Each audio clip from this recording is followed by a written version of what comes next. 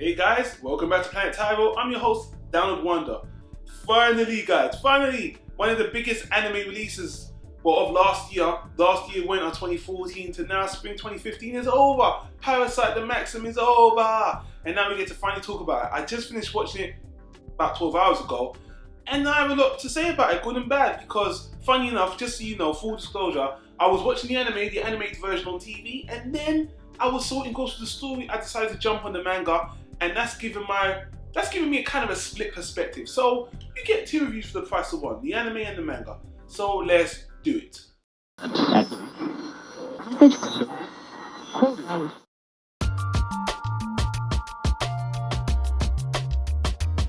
Tyro Media.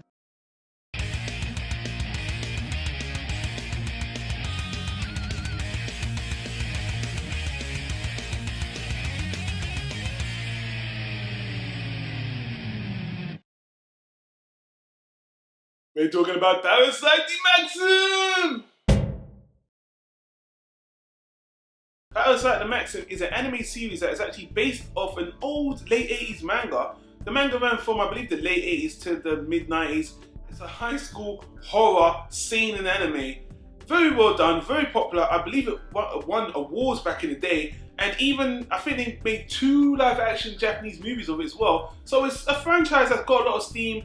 And obviously it was getting a lot of praise in the anime community for being one of the best thought-provoking shows of recent years. And I have to agree, I was very impressed with it. So impressed with it, that when I was watching the anime series, I was so engrossed and I was so tired of that episodic pace. I can't stand watching anime as it airs, episode by episode by episode. I jumped on the manga, I read all the chapters, and that gave me a split perspective. But let me do this bit by bit and explain to you what the synopsis of the story is, just in case you don't know what Parasyte is.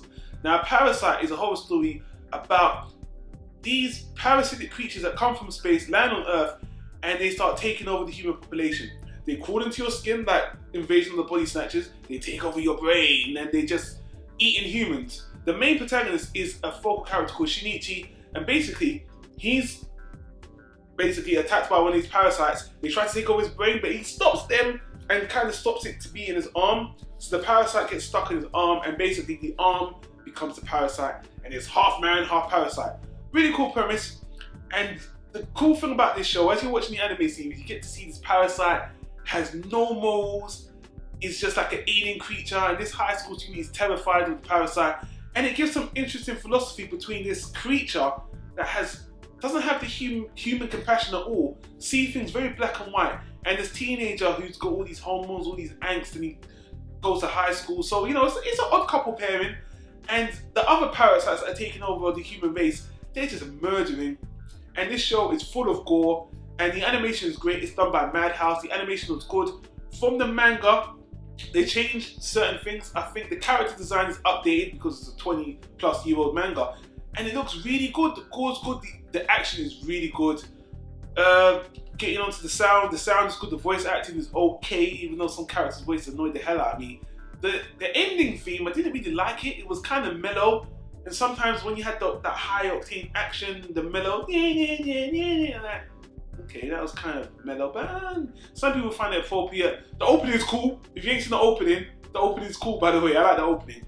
And yeah, so the anime, it's hard for me to, because the anime, okay, the manga that the anime is adapted from, they did well adapting the story. The core story is intact. This is not one of them times where the anime is drastically different from the manga. They did a good job with the source material, but the manga, you got when you're translating one media to the next, and you've got like, in my mind, when they did the anime, so we got 24 episodes, and we got to make it fit. We got to make this story fit in 24 episodes. So for me, when I was watching the anime, the first half was great. The pacing was great, the action was great, the manga, it was on point adaptation. The second half of the anime, they kind of dropped the ball, because in the anime, the difference between the anime and the manga, for me personally, it's not a spoiler, is that the main character, Shinichi, in the manga, he is more vocal about his philosophy, and him and Miki are always having conversations about philosophy, and that's in the anime for the first half. In the second half, not so much. In the manga, it's a constant. The manga is more consistent with Shinichi's character. The anime, Shinichi is so much more like a kind of a victim of circumstance, and he's not playing a participant. Him and Miggy are not a team. He's always relying on Miggy, and he's always kind of erratic, kind of the irritating high school student. In the first half, they got that soul right of his personality becoming very kind of being taken over. I'm not saying it's different from the manga, but it's so much more consistent. The reason why this makes a difference in the story in particular is because this story is very philosophical, and as such, they explain philosophies. And the thing is, when you're talking about philosophy in shows and you're trying to hit on certain topics, you have to be careful on how you execute it, because if you execute it the wrong way, it can come off as hammy and corny, and they can bat you over the head with it. And the problem with the anime is near the end, that's exactly what happens. Shinichi isn't convincing, doesn't sway you emotionally in the story as far as I'm concerned. And maybe I'm saying that because from the manga, it was just executed so perfectly. Even the ending, which is kind of a non-ending, I got the point that the story was trying to make, philosophy-wise. The anime, on the other hand, it comes off kind of generic, especially the second half. It goes through the paces, and the whole thing with philosophy, especially in the last couple of episodes, it just comes off hitting you on the head, and you don't really connect with it. And I was like, oh man, this is so disappointing, man. This is not how I wanted it to be. On top of that, man, the anime had to cut. They condensed some of the best action scenes, and they always sped up the action in the anime. Where in the manga, it was drawn out, it was cooked, it was thorough. But in the anime, they had to condense it because they wanted it to be 24 episodes. But in my mind, the anime adaptation suffered a lot. And guys, if you don't know, I was a big fan of the site called ANIMEVICE, where the editor Tom Pinchuk was elaborating on my complaints with the show. And I know generally the anime community isn't bothered by concerns, and I'm nitpicking on the elitists and people who think about anime in a very analytical, they dig deep. Oh, it's all, why don't you just enjoy the show for the action? Well, you know, philosophy is deep and it's thought-provoking. So when you see it executed wrongly in the anime, you know, you get disappointed. Now, I tried to separate my anime thoughts from the manga thoughts, in this case in particular. And even that, the anime, the philosophy comes off just not executed well. It just comes like a ham-handed message over your head that humans are animals, humans are monsters as well, humans are monsters. It's just so obvious. But in the manga, it's played so subtly, it's executed better. And even the ending could have been better. Spoiler. If she died, I'm sorry, because she was an annoying character. As far as female characters are concerned, she was poorly written. And I think that is, to be honest with you, I think that's a product of the time the manga was written in the late 80s, early 90s, where female characters were just kind of damsels in distress. Murano is even less than a damsel in distress. She's just a whiny, I want to go back to high school lives, and she could have played a much better part. The other character, Kana, she had a much more active role in the show, and I think the show could have been more interesting, and I just found Shinichi very irritating in the anime. So overall, I was disappointed in the anime run, but in saying that, this series, as far as horror, seinen, philosophical shows go, it's still a good series. I would still recommend it. It's still better than a lot of the shit I've seen in anime recently. So, anime. I'm giving Parasyte The Maxim, the anime series, a low solid B. It's still above watchable. It's still good. I would still recommend it to the general public. But I feel the last half just doesn't hold up as well. The manga, consistent. Completely consistent. Well-written story. There's a reason why this story won awards and why it was adapted into an anime series and a live-action series.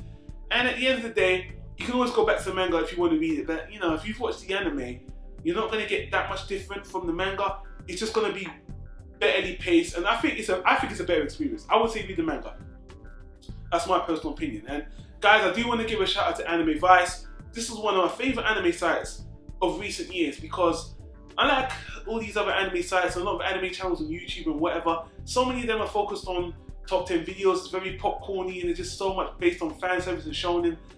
As an adult who loves animation, I like thought-provoking animation, and I like people who dissect the metaphors, the meanings behind these shows. And Tom Pinchuk for ANIMEVICE and all the crew on there, they had a good community. And the site is kind of gone under a transformation. The YouTube channel's going into a new direction, which I'm happy about.